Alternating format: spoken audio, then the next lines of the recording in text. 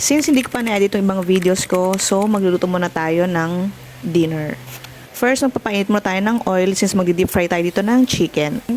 I'm using chicken breast and nakat ko na to into cubes and then na-marinate ko na siya sa salt and pepper and then 2 eggs.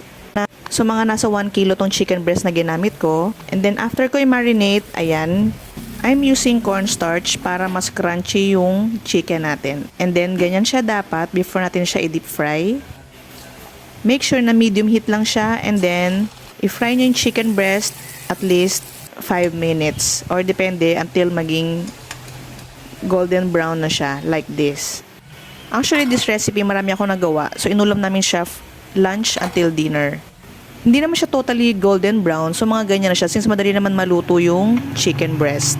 And then once naluto na lahat, let's proceed dun sa sweet and sour sauce niya.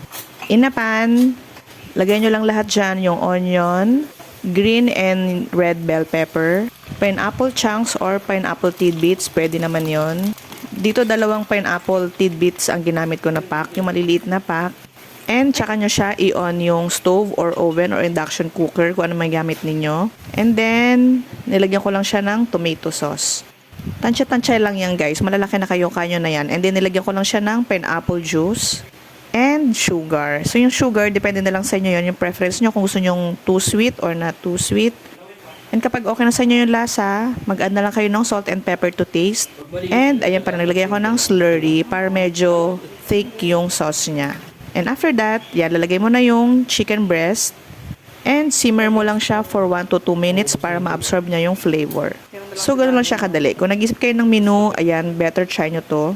Magugustuhan to ng mga kids ninyo, lalo na yan. Kung nag-isip kayo ng mapambaon, pwede yan. So, daig mo pang kumain sa Chowking. So, yan, that's my version of sweet and sour chicken.